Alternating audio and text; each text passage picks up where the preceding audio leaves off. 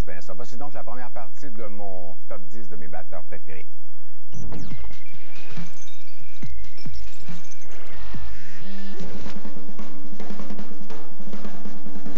Et on commence avec une femme en 10e, Cindy Blackman Santana, une Américaine née en Ohio.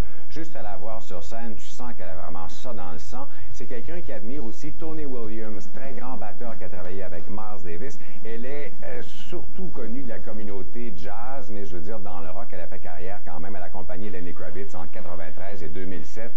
Et juste à vous rappeler le vidéo de Are You Gonna Go My Way, vous allez vous en rappeler automatiquement.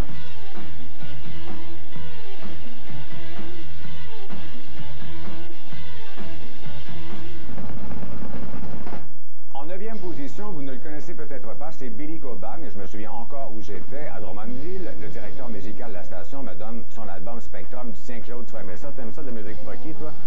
C'était vraiment excellent. Et c'est un album très important, Spectrum, parce que Massive Attack s'en est inspiré en 91 et ils sont servis du sample de la pièce Stratus dans leur pièce Safe From Harm. C'est du Billy Cobham.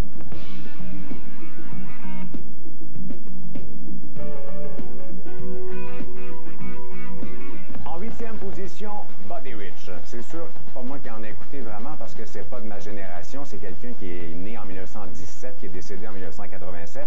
Et c'était à l'époque des big bands, du swing, des ensembles de cuivre. C'est vraiment une machine à rythme, une énergie incroyable et il ne vieillit pas.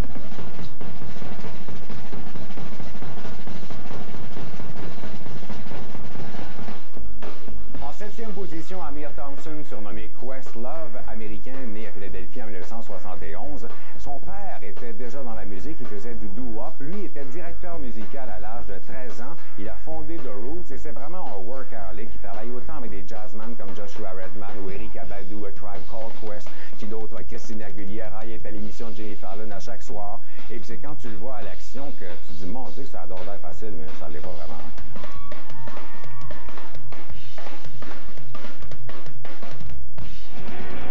En 6e, l'excellent batteur du groupe Rush, Neil Peart. Oui, bien sûr que j'allais le mettre dans mon top 10, né en 1952.